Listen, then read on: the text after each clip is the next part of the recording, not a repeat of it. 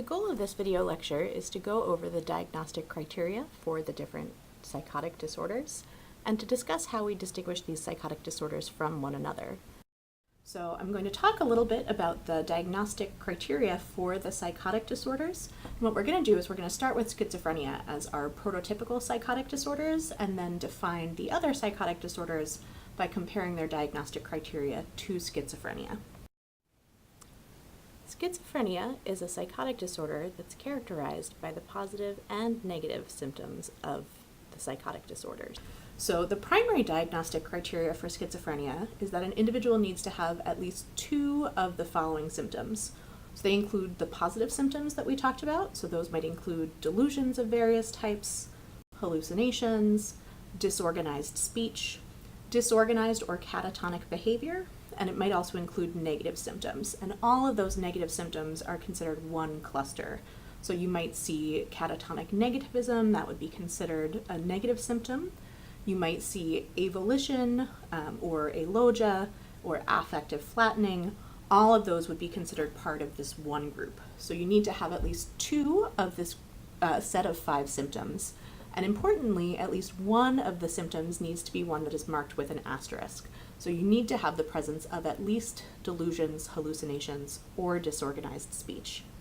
So in addition to having the specified number of psychotic symptoms, these symptoms need to be present for at least 1 month. So we call these symptoms active psychotic symptoms. So if a person is actively experiencing delusions, hallucinations, or disorganized speech, if their behavior is disorganized, or if they're experiencing negative symptoms, we would call that a period of active psychosis. And that active psychotic symptom presence needs to be present for at least 1 month. But in addition to the presence of active psychosis for at least a month, there need to have been continuous signs of disturbance for a period of at least 6 months. So there may not have been a full period of 6 months of active psychotic symptoms, but there have been changes to behavior or functioning. So there are changes that are evident in a person's emotional experiences or behavior or cognition or level of functioning that have been evident for at least a 6-month period of time. So the duration criterion has 2 components. You need active psychotic symptoms for a month and noticeable changes for a 6-month period of time. In addition to the number of symptoms and the duration, we also require that the level of functioning in at least one major area has markedly declined from a previously achieved level of functioning. So for example, someone's level of educational attainment or achievement is decreased from what they had previously been attaining, perhaps their ability to function independently. So you're thinking about someone who has previously achieved a certain level of functioning who's then having a noticeable decline in functioning. So you might have a young adult who has moved out and they're living independently on their own, and then they stop being able to live independently. So maybe they're not able to meet their basic needs for hygiene, they're not feeding themselves on a regular basis, so they need to move back in with their family to be taken care of. That would be evidence that their level of functioning has significantly declined. When we're looking in younger populations, sometimes we might not see that as a significant decline, but it might be a change in trajectory. So what you might see, for example, in late adolescence, is that someone is on a trajectory where they're achieving developmentally normal levels of independence, and then as they start experiencing these psychotic symptoms, that they are not following that same trajectory as would be expected. But in both of these situations, what we're observing is a decline in functioning. So either a decline from a previously achieved level of functioning, or what could be considered a decline because we would assume that they should have achieved a specific level of functioning, but that they're not progressing as would be expected in a developmentally appropriate way. An important thing, not only with schizophrenia, but with all of these psychotic spectrum disorders, is that these symptoms cannot be caused by a medical condition or by the effects of substance use. So for example, we know that cocaine use can lead to some of these psychotic symptoms, for example, delusions and hallucinations.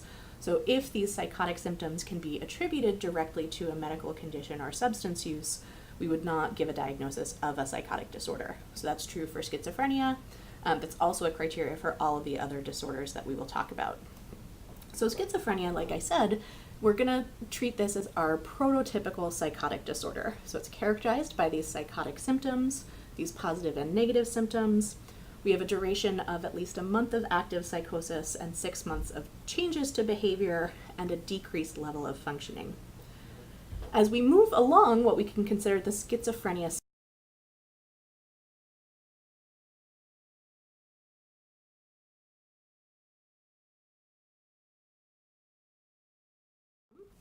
the next disorder that we're going to talk about is schizophreniform disorder. And schizophreniform disorder differs from schizophrenia in terms of duration and also in terms of severity. So the primary symptoms of schizophreniform disorder are exactly the same as for schizophrenia. So the same psychotic symptoms and the same requirement for number of symptoms. You need to have at least 2 of the 5 symptoms, and you need to have at least one of those symptoms that was marked with an asterisk. So the first major difference from schizophrenia is that the duration is different. So the duration of changes that you observe in schizophreniform disorder is between 1 and 6 months. So there has been at least 1 month of the presence of psychotic symptoms, but you haven't observed 6 months of continuous changes in behavior. So schizophreniform disorder has a shorter duration than schizophrenia. And another important difference is that a diagnosis of schizophreniform disorder does not require that impaired level of functioning. So it does not require that a person's level of functioning is markedly below what they had previously achieved. So you may see impaired functioning, but that drastic change or decrease in level of functioning is not required for diagnosis. So often schizophreniform disorder is considered a precursor disorder to schizophrenia. And actually in about 2/3 of cases where an individual meets criteria for schizophreniform disorder, they will ultimately meet criteria for full schizophrenia after that 6 months duration criterion has passed. So schizophreniform disorder is considered on the schizophrenia spectrum. It's very closely related to schizophrenia, but it differs in terms of the duration because it is shorter, and it's also different in terms of level of severity because the level of functional impairment is not as high as what's required for a full diagnosis of schizophrenia. As we continue to move down the schizophrenia spectrum, we have another disorder called brief psychotic disorder. So as you might guess from the name of this disorder, one of the primary differences between brief psychotic disorder and the last disorders we talked about is the duration of the symptoms. So for a diagnosis of brief psychotic disorder, the symptoms are similar but slightly different than for schizophrenia. So you need to have the presence of at least 1 psychotic symptom, so you don't need to have 2. These symptoms can include delusions, hallucinations, or disorganized speech. They might also include disorganized or catatonic behavior, but you'll note that they do not include the negative symptoms as a potential criterion for brief psychotic disorder. In addition to the presence of the psychotic symptom, we have a duration criterion. So as you might guess from the name of brief psychotic disorder, the primary characteristic of this disorder is that the psychotic symptoms are present for a brief period of time. So if psychotic symptoms are present for a minimum of at least 1 full day, but a maximum of 1 month, an individual would qualify for a diagnosis of a brief psychotic disorder. If the symptoms continued for longer than a month, then we might consider an alternative diagnosis, for example, schizophreniform disorder. And importantly, after the psychotic symptoms resolve, the individual returns to their previous level of functioning. So we often see brief psychotic disorder occurring in response to some kind of specific majorly stressful life event.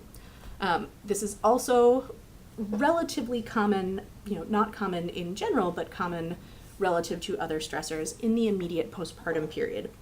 So about 1 in 10,000 women will experience a psychotic episode in the 4 weeks following the birth of a child. And these psychotic episodes tend to be limited in duration, so they'll be less than a month. And after that period of psychotic symptoms, the symptoms completely resolve and the individual returns to their normal level of functioning. It is possible for individuals to have recurrent brief psychotic episodes.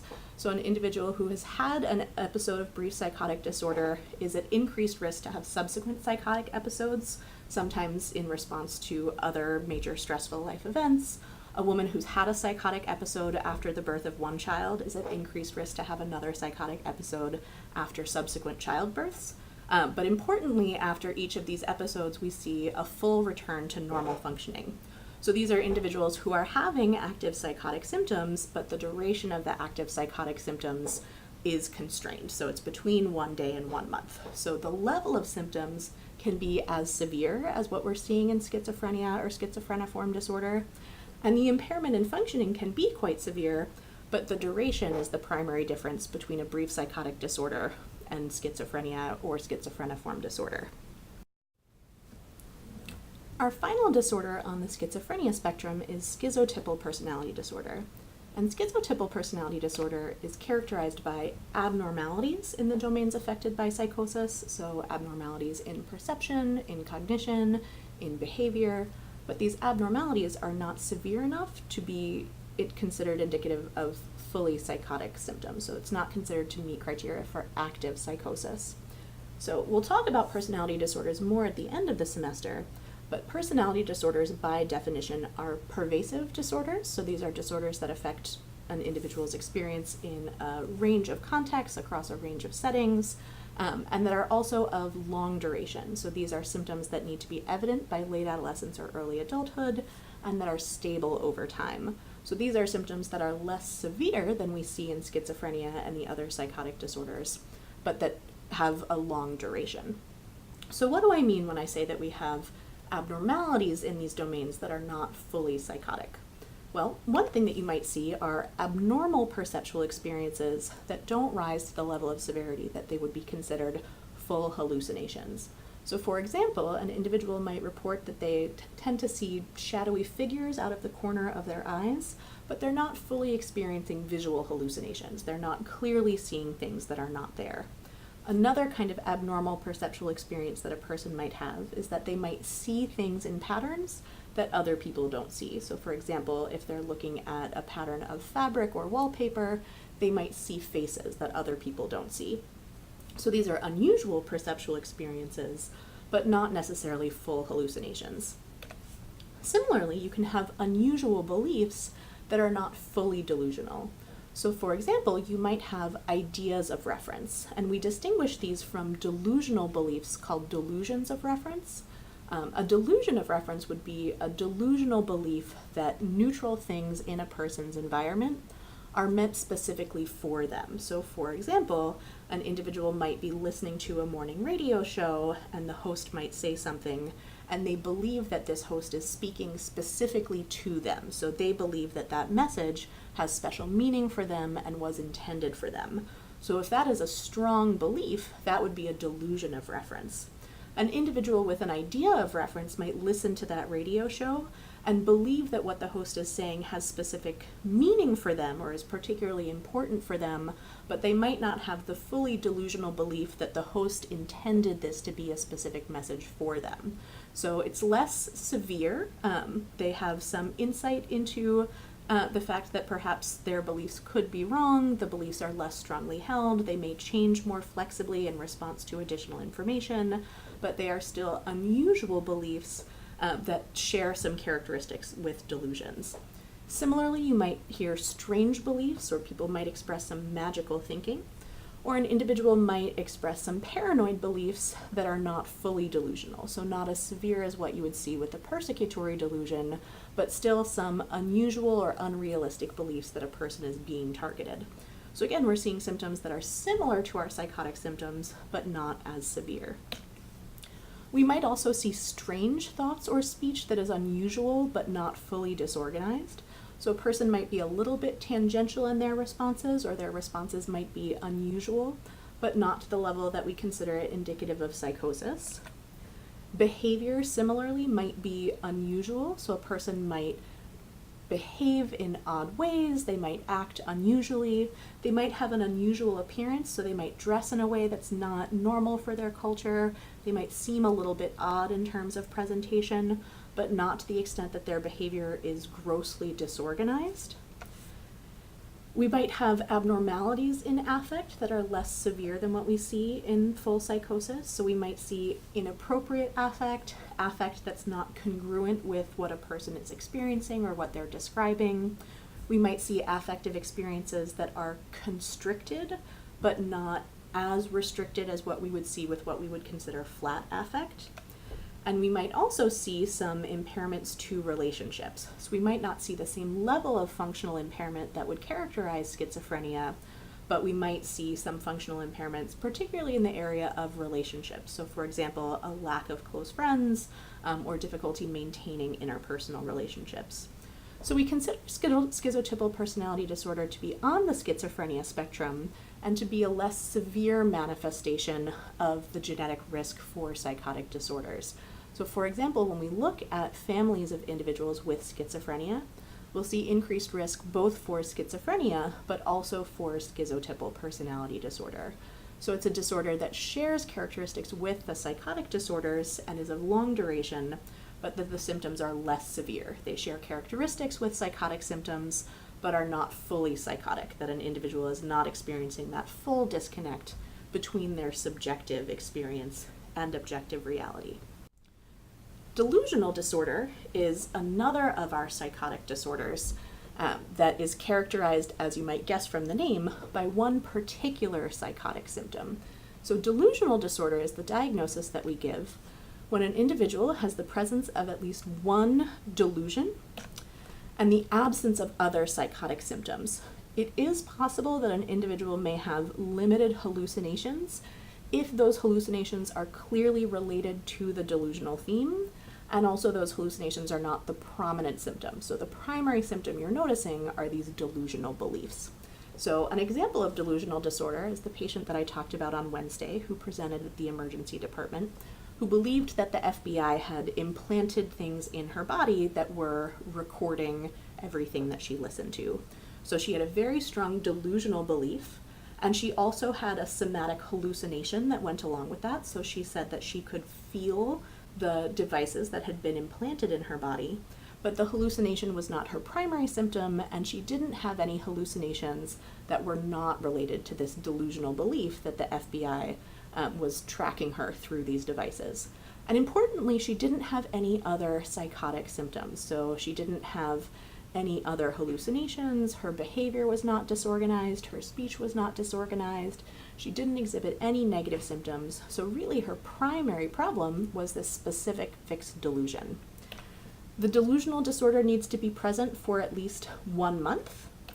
And other than the consequences of the delusion, in general, an individual's functioning is not impaired. So for example, I mentioned that this patient had quit her job because she was worried about the consequences of this monitoring, but she wasn't experiencing impairments in other areas. So she was able to maintain her relationships, she was caring for herself fine, she was able to go to the grocery store, she was able to do her laundry. Her primary problem was that she was experiencing these delusional beliefs. Delusional disorder is relatively uncommon compared to the other psychotic disorders, and it can also be very challenging to treat. Because an individual's level of functioning in general is relatively high, it can be very challenging for them to see the delusional belief as a problem and to seek treatment for that specific psychotic symptom. So delusional disorder is a disorder that's characterized by a psychotic symptom, but we've only got one psychotic symptom. So if we think about these psychotic disorders that we've just talked about, we can consider most of them along a spectrum. So at the most severe end of the spectrum, we have schizophrenia, our prototypical psychotic disorder. Less severe in terms of both symptoms and functional impairment related to symptoms and duration is schizophreniform disorder. So we're seeing the same symptoms, but for a shorter period of time, and we're not necessarily seeing functional impairment or a decline in functioning. Even shorter in duration, we're seeing brief psychotic disorder, so we're having the same symptoms, but for between 1 day and 1 month period of time. And then at the least severe end of the spectrum, we have schizotypal personality disorder, where the symptoms are less severe, even though they're persisting for a prolonged period of time. Delusional disorder is not on this spectrum because it's a little bit more unusual, so it doesn't have all of these psychotic symptoms. It's really characterized by that one specific psychotic symptom of the presence of a delusion. In addition to these core psychotic disorders, I want to spend a little bit of time talking about schizoaffective disorder and how we distinguish schizoaffective disorder from other related mood disorders, particularly the mood disorders. So schizoaffective disorder is also a relatively severe psychotic disorder. If we were going to put it on that spectrum that was on the last slide, would be comparable in severity to schizophrenia. And we give a diagnosis of schizoaffective disorder when an individual meets criteria both for schizophrenia and a mood episode simultaneously. So this diagnosis developed because clinicians were noticing that there were individuals whose experiences seemed to be characterized by both psychotic symptoms and mood symptoms that were very closely related. And by closely related, I mean that the majority of time that they experienced psychotic symptoms, they were also experiencing mood symptoms. So those mood symptoms might meet criteria for a major depressive episode, or they might meet criteria for a manic episode, but these are individuals where their psychotic symptoms and their mood symptoms seem very closely related. But the important thing that distinguishes schizoaffective disorder from other possible diagnoses is that there's at least a 2-week period of time in which the psychotic symptoms are present in the absence of mood symptoms. So we're not only seeing psychosis in the context of a mood episode, there are also periods of time when an individual is euthymic and is still experiencing at least 2 weeks of psychotic symptoms. So how might we distinguish schizoaffective disorder from some other potential diagnoses? Well, schizoaffective disorder, remember we could have either type of mood episodes. We could either have depressive type schizoaffective disorder with a major depressive episode, or a bipolar type disorder where we would have symptoms of a manic episode. This would mean that we're seeing symptoms that meet criteria for schizophrenia and our mood episode, that we're seeing mood symptoms for most of the time that a person is experiencing psychotic symptoms, but that we've had at least 2 weeks of psychotic symptoms without the mood symptoms. We could contrast this with an individual where you might give a diagnosis of 2 separate disorders. So you might give a diagnosis of schizophrenia plus a diagnosis of major depression, or you might give a diagnosis of schizophrenia plus bipolar disorder. And typically that would be bipolar disorder type 1, because if an individual is experiencing psychotic symptoms, that automatically means that we're going to consider it mania instead of hypomania. So when might we give this diagnosis as opposed to schizoaffective disorder?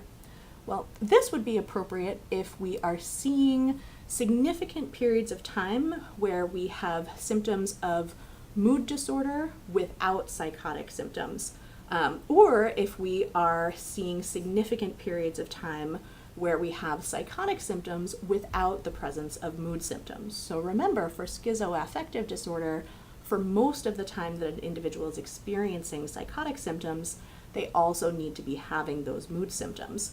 So if we are seeing separate sustained periods of time of psychotic symptoms without mood symptoms, or mood symptoms without psychotic symptoms, we might want to give both diagnoses to capture the fact that these don't seem to be related to one another, but that this is an individual who is having separately significant psychotic symptoms and also significant symptoms of a mood disorder.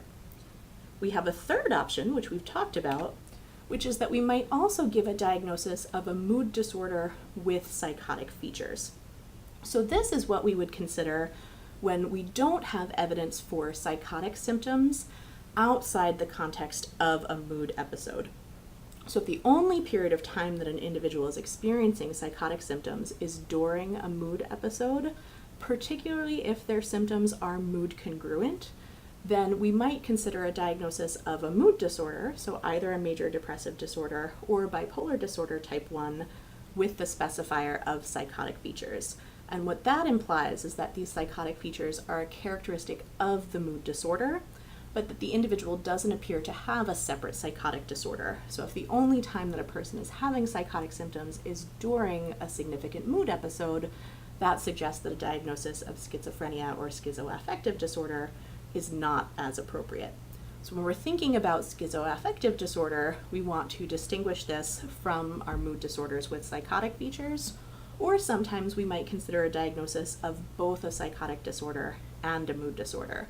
And the most important thing to know about a patient when considering which of these options would be the most appropriate is whether they are having symptoms of psychosis or of a mood disorder independent of the symptoms of the other type of disorder. So do they have psychotic symptoms in the absence of mood symptoms, or do they have mood symptoms in the absence of psychotic symptoms?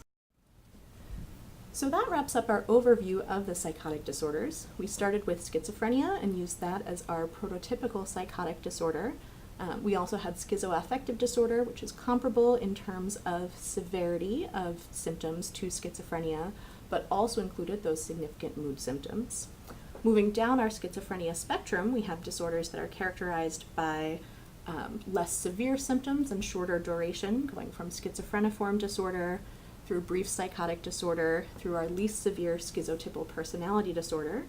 We also had delusional disorder, which shares one feature of the psychotic disorders in terms of the presence of delusional beliefs, but does not share the other psychotic symptoms.